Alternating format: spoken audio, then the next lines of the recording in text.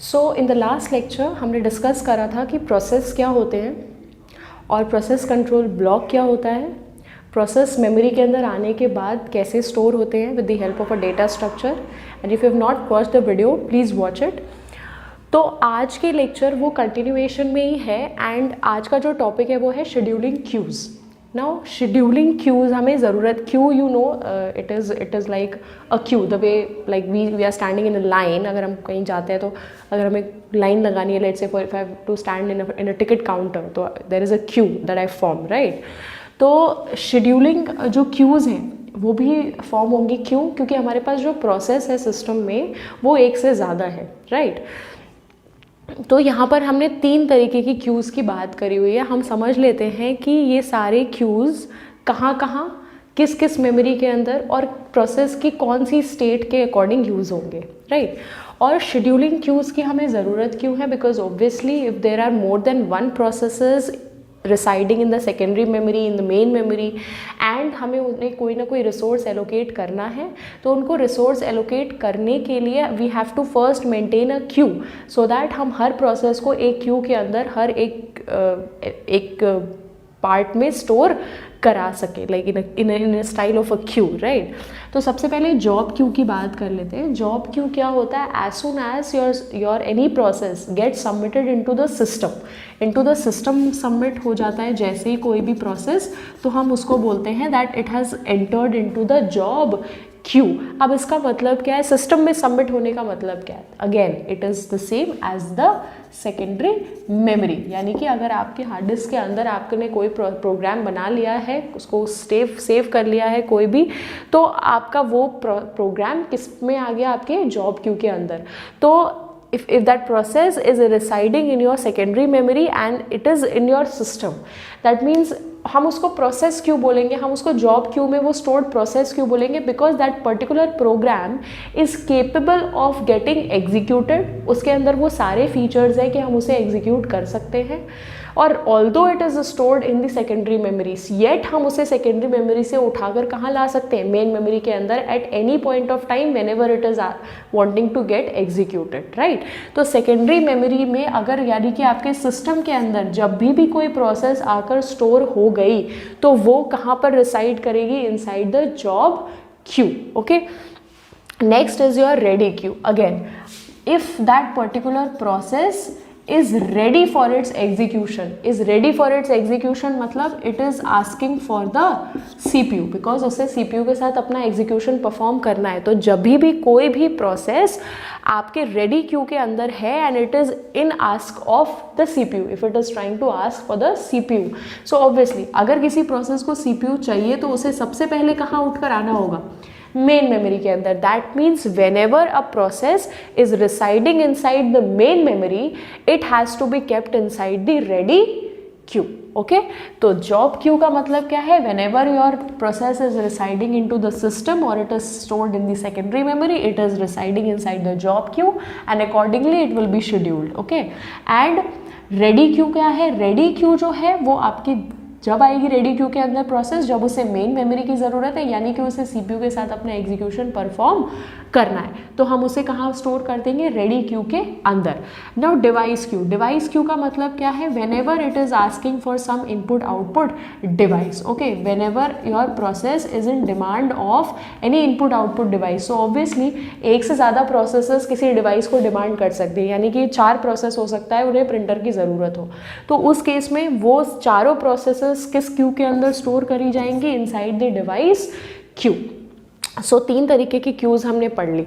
अब बात आती है प्रोसेस को, प्रोग्राम को हमने प्रोसेस में कन्वर्ट कर लिया, प्रोग्राम कंट्रोल ब्लॉक पढ़ लिया, ये पढ़ लिया कि प्रोसेस किस तरीके से क्यूज़ में स्टोर्ड होंगी। अब बात आती है कि जब आपकी प्रोसेस किसी क्यू के अंदर रखी हुई है, let's say if it is stored like this in some queue p1 p2 p3 p4 p5 like this, इस तरीके से पूरा क्यू मेंटेन्ड है, तो अब ये कौन डिसाइड करेगा कि किस प्रोसेस को उठाकर let's say for example secondary memory से मेन मेमोरी के अंदर लाना है, या फिर दूसरा काम कि किस प्रोसेस को उठाकर मेन मेमोरी से सीपीयू को एलोकेट करना है, राइट। या फिर किसी प्रोसेस को उठाकर किसी इनपुट आउटपुट डिवाइस को एलोकेट करना है। तो ये जो काम आपका होता है that is the job of the schedulers. यहाँ पर कॉन्सेप्ट आता है आपके शेड्यूलर्स का। ओके, अब 3 तरीके के शेड्यूलर्स होते हैं। कौन कौन से होते हैं पहले हम उनका कॉन्सेप्ट समझ लेते हैं, फिर हम डिसाइड करेंगे कि किस शेड्यूलर को हम क्या बोलते हैं। Okay, now what is happening, this is a ready queue. Ready queue का मतलब क्या है कि ऑब्वियसली यहाँ से यानी कि आपके जॉब क्यू से उठकर आपकी प्रोसेसेस सारी की सारी रेडी क्यू के अंदर आ चुकी हैं, यानी कि somewhere here they were all stored inside the secondary memory and I have brought all these processes inside the main memory. So that means कि हमने job queue से एक प्रोसेस को उठा दिया है, बहुत सारे प्रोसेसेस को इनफैक्ट उठा लिया है क्यू से और उन्हें रेडी क्यू के अंदर स्टोर कर दिया, यानी कि सेकेंडरी मेमोरी से हम कहाँ पहुँच चुके हैं, मेन मेमोरी के अंदर। तो एक तो स्टेप ये हो गया। दूसरा देखिए आप, रेडी क्यू से हमने कुछ प्रोसेसेस को सीपीयू को एलोकेट कर दिया है। Also from the CPU there are some this processes which are being allocated and being brought for the input output devices also. Okay, and तीसरी चीज़ जो यहाँ पर हो रही है वो हो रही है partially executed swapped out processes. So there are some processes which are partially executed, यानी कि processes जो है वो अपने half way ही रुक गई because of some interrupt, because of some system call. Okay, तो अब बात कर लेते हैं कि एक काम आपका सेकेंडरी मेमोरी से मेन मेमोरी के अंदर है, तो ये काम ज़्यादा बड़ा है। बिकॉज देखिए, अगर हम सेकेंडरी मेमोरी की बात करें तो might be possible there are all the processes that are residing in the secondary memory. So secondary memory is huge and the number of processes residing in the secondary memory must be very huge, right? तो वहाँ से processes को main memory के अंदर, and main memory is obviously small, your RAM is small as compared to hard disk, so obviously ready queue के अंदर जो frequency of processes होगी वो कम होगी, and large number of processes से small number of processes को उठाकर लाने का जो काम होता है वो होता है आपके long term scheduler का। So one type of scheduler that we have studied is the long term scheduler. Okay, now ready queue से CPU को किसी प्रोसेस को एग्जीक्यूट कराने के लिए आपको एलोकेट करना है, यानी कि रेडी क्यू से उठाकर, जैसे हमने यहाँ पे बोला रेडी क्यू से उठाकर हमें किसी प्रोसेस को CPU को देना है, तो ये काम होता है आपके शॉर्ट टर्म शेड्यूलर का। Okay, so the next type of scheduler is short term scheduler. Okay, and the third type is, अब देखो यहाँ पर क्या हो रहा है, if there is some process which is allocated to the CPU and suddenly we have swapped out that processes. Swapped out मतलब taken away that process from the CPU and stored it in some kind of a buffer. That is nothing but the partially executed swapped out processes. तो यहाँ पर जो भी processes आ रही हैं वो थोड़े टाइम के लिए stored हो रही है and again they are being brought inside the ready queue and given the CPU. So this, तो ये जो part है ये कब आ सकता है, जब processes को बीच में हमने किसी interrupt या किसी सिस्टम कॉल की वजह से क्या कर दिया, रोक दिया। तो ये जो काम है ये काम आपका होता है मीडियम टर्म शेड्यूलर का। This is the job of the medium term scheduler. Okay, so long term scheduler from the secondary memory to the main memory, short term scheduler from the main memory to the CPU, and medium term scheduler from the CPU if there is some process which is getting halt, तो वहाँ पर जो हमने बीच में रोकी हुई processes को जो स्टोर करके रखा उन्हें वापस से रेडी क्यू प्रोवाइड कराना। Okay, so long term scheduler का जो एक फैक्टर होता है या फिर एक प्रॉपर्टी कह सकते हैं, it is depend and it decides the degree of multi programming. Okay, ये ध्यान रखिएगा, this is a important point. Long term scheduler की जॉब होती है to decide the degree of multi programming. Obviously multi programming का मतलब क्या है, more than one process. Obviously हमने पढ़ा है, it was the first lecture second lecture when I told you about that the types of operating system. So multi programming operating system was involved into the fact कि कितने number of processes हम एक time पे CPU को दे सकते हैं। तो multi programming decide करेगा कौन, रेडी क्यू, यानी कि जितनी मैक्सिमम प्रोसेसेस आप मेन मेमोरी के अंदर रख सकते होंगे that is only decided by the degree of multi programming. And ये काम किसका है? Obviously this job is of the long term scheduler. Why? Because long term scheduler ही डिसाइड कर रहा है कि from n number of processes, from the large bulk of process, how many process I have to bring in the main memory and to keep it inside the ready queue. Okay.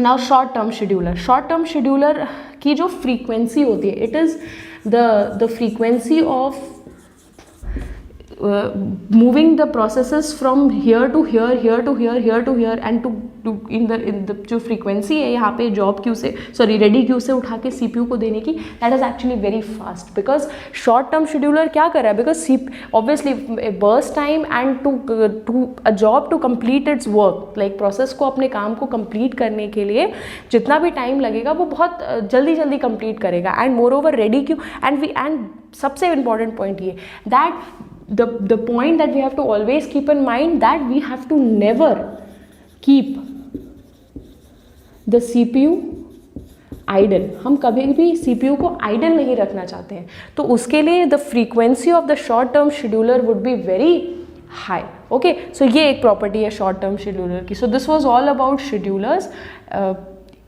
Scheduling queues के बारे में हमने पढ़ लिया, फिर हमने ये देख लिया कि शेड्यूलर्स का काम क्या होता है. नाउ ये वाला जो पार्ट है CPU से जो ये चीज़ें हो रही हैं, ये क्या हो रहा है? Basically it is the swapping which is happening. ये जो फिनोमिना है, it is called the swapping. So swapping में होता क्या है? Basically there are two processes that one has come, like what is happening, ready queue से कोई process late से P1 थी जो CPU के साथ एग्जीक्यूट कर रही थी, उसने अपने आप को बीच में हॉल्ट किया और वो यहाँ पर चली गई, right. It got stored inside this buffer. Now what happened? Next process has come. Okay, तो P1 ने अपना एग्जीक्यूशन अभी कंप्लीट नहीं किया है, अगली प्रोसेस लेकिन CPU को मिल गई है. So what is this? This is the exchange, right. This is the swapping between the two processes. और ऑब्वियसली अब हमने पढ़ा था कि अगर कोई प्रोसेस बीच में रुक जाती है तो हमें उसके सारे कंटेंट्स को कहीं ना कहीं स्टोर करने की ज़रूरत है, और वो जो स्टोर होता है वो कहाँ पर होता है? आपके प्रोसेस कंट्रोल ब्लॉक के अंदर. And whatever information that is related about a process and kept inside the process control block is called as context. हम उसको क्या बोलते हैं? कॉन्टेक्स्ट. जो भी इंफॉर्मेशन किसी प्रोसेस के रिगार्डिंग आपके प्रोसेस कंप्यूटर में स्टोर्ड होती है, उसकी सारी इंफॉर्मेशन हम उसको कॉन्टेक्स्ट बोलते हैं. ओके, नाउ अगर कोई दो प्रोसेसेस हैं, let's say P0 and P1, and उनके बीच में अगर किसी भी तरीके का एक्सचेंज परफॉर्म हो रहा है, एक्सचेंज परफॉर्म मतलब there is a swap between both the two processes, तो हम उस फिनोमिना को या उस प्रोसेस को बोलते हैं context switching. When two processes are exchanging each other as their execution part. तो यहाँ पर यही हो रहा है. P1 was executing but it went out, P2 came. So what happened? P1 ने अपने आप को कंप्लीट नहीं किया था, बीच में इंटरप्ट होकर के वो चली गई, तो अगली प्रोसेस आ गई. नाउ कॉन्टेक्स्ट स्विचिंग के केस में हम क्या करते हैं? यहाँ पर ये समझ लेते हैं, ये फिनोमिना इसी से रिलेटेड है, तो ये समझ लेते हैं यहाँ पर क्या है. देखो, there is one process P0 and there is one process P1. Now what happened? P0 was executing till here and suddenly some interrupt has come. So what will happen? It will save the state into PCB0. What is PCB0? That is a process control block which is related to which process? P0. Okay, तो save state into PCB0. Why we have to save the state? Because कुछ part P0 ने अपना complete करा है और कुछ अभी रह गया है. There is some part which is still left, and because of some interrupt or some system call that has to stop here. And अगर यहाँ पे उसको रुकना है तो उसको क्या करना पड़ेगा? It has to save its state into the PCB0. Now next क्या हुआ है? इसको जो इंटरप्ट करने के लिए आया तो CPU again is not idle, तो अगली प्रोसेस जो एग्जीक्यूट होने के लिए उसकी जगह पर आ गई है वो कौन है? P1. Now P1 has executed to till here, till the time this all the saving state was happening. जो भी आपका state था, आपका P0 का वो state हो रहा था, तब तक के लिए ये idle रहा. It did not execute. Now as soon as P1 has come, तो उसने अपने आप को क्या किया? It reloaded the state from PCB1. मतलब जो भी state PCB1 में, यानी कि process control block for the process P1 already जो स्टोर्ड थी वो सारी रीलोड करी and then it started executing.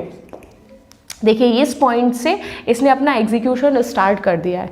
तो दैट इज द स्विच. क्या हुआ, P0 से स्विच होकर कहाँ आ गया, P1 में। किस तरीके से कि जो एग्जीक्यूट कर रहा था उसने अपनी स्टेट को सेव किया, एंड सेव करने के बाद जो एग्जीक्यूट सेव करने के बाद it stopped, and when it stopped the other process which came it started reloading it's state, जो भी प्रायर स्टेट उसकी थी प्रीवियस स्टेट, और एग्जीक्यूशन परफॉर्म किया until and unless again an interrupt or system call has occurred। Again अगर कोई interrupt और system call आया तो फिर से P1 को क्या करना पड़ेगा, it has to save its state into the PCB1। Okay, PCB1 मतलब process control block for process P1, and what will happen again when it has saved its state, it has stopped, it has halted there, again what will happen, again it will reload a state from PCB0, that is the PCB1। so P0 अपना execution फिर से यहाँ से start कर देगा। so this process is nothing but the context switching। तो context switching हो कैसे रही है, P0 was executing, some interrupt came, and what happened, we saved the state of P0, right? Then P1 came, P1 again what happened, we reloaded the state of P1, we reloaded the state of the P1 that was there, it started executing, again P0 came, so what we did, we saved the state of P1 and again reloaded the state of P0। so whenever it has to execute, it has to reload, whenever it has to stop, it has to save the state। okay, so this was all about context switching, scheduling queues and schedulers। thank you।